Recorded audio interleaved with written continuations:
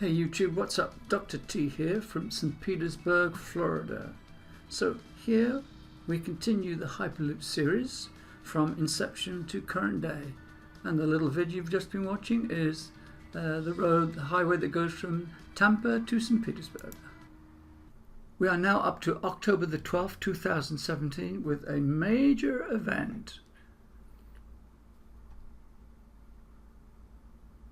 Hyperloop partners with Virgin Galactic. There are two videos from news broadcasts and we'll take a look at them both. So let's go to it. Hyperloop One, I had the privilege of going out into the Las Vegas desert to see them running for the first time. And it's incredible what the team there have done in developing a tunnel and a machine that can travel over 600 miles an hour. As a train owner, I felt this is something that I want to be able to operate. At the moment, our trains are limited to 125 miles an hour.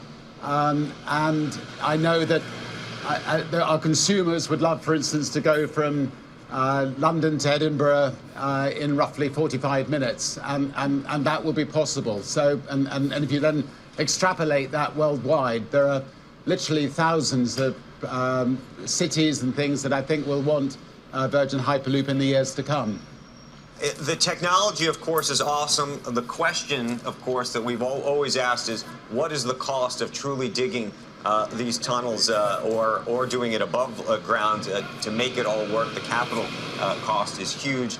From your perspective, Richard, and then I want to get Shervin, what do you think needs to happen next? How realistic is this? How quickly do you think we will see this in reality?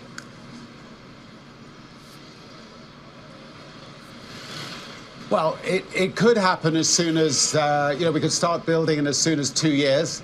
But between 2 and 4 years, if governments move quickly, they can get to the front of the queue. It's a lot cheaper than building conventional rail networks, and it's a lot faster, and I think it'll be a lot more reliable. So, and of course, you can tuck it underground, or you can tuck it above, waterways, or you can tuck it alongside current rail networks. So. There's a lot of places that you can use this. Right. This is a big deal to get them involved in this. How did this all happen? And then how did you decide to rebrand this business around Virgin? Well, today is a historic day for Hyperloop One. As you all know, Sir Richard Branson and the Virgin Group are visionaries. They have changed the landscape of transportation for many, many years, and they've created not just from the design of the products. I still remember the first time I went into a Virgin Atlantic flight, and I never saw air transport the same way again. That's because of Richard's incredible vision. And for Hyperloop One to be able to enter into this phase of commercialization after we've proven that the technology works, we feel together in this partnership now as Virgin Hyperloop One will be able to accelerate the commercialization process, but also design the products with the consumer in mind. The customer experience of the pod is something that we definitely want to lean on Richard and the Virgin Group's experience to create an experience when you walk into a Hyperloop pod from Virgin Hyperloop One, you should feel comfortable. You should feel like you've been there before. Right. This is not futuristic technology. This is actually happening now. As you see, we've done this in Vegas. And when Richard came and visited over the summer, he saw it firsthand. And that was a very critical part of how this all came together, because he saw that it's actually real. It's really a testament for what we've done over the last 3 years. I mean, 3 years ago, we were sitting in a garage. And now we're moving to a production commercialization phase, and to have a group like Virgin supporting that and actually helping us do that transition means we're doing something right.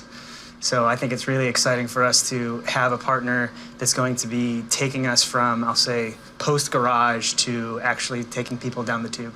So it's a signal to future potential customers out there, but I guess it's also a big signal to potential investors too. Yeah, and I think for us, having that kind of, I'll say, credibility and knowing that we're creating a new mode of transportation, and then we've got people who've actually done that before and created new forms of that experience.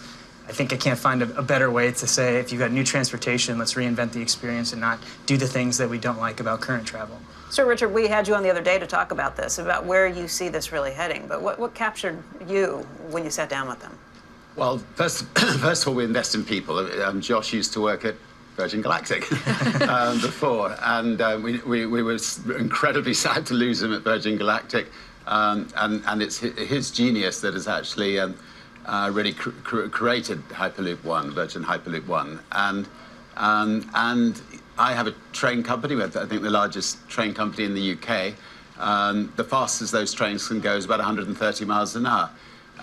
The idea of being able to transport people at 600-700 miles an hour is just too exciting. So, you know, we wanted to do it for our passengers. We wanted to do it for the fact that you know, all over the world that we go, people are saying, you know, they would just love the opportunity of you know, making countries a lot smaller and making city pairs a lot smaller. So it excites us enormously. And I also went out and to the desert, saw it running, and it is ridiculously exciting. Josh, let's talk about where you are right now, how fast things go, what you plan to get to. Your last test showed what? It's about 200 miles an hour. Yeah, just under? Yeah, and Richard and the Virgin team came out in May and got to walk inside the tube, got to experience the whole thing. And for us, that was right before we actually did the test back in July.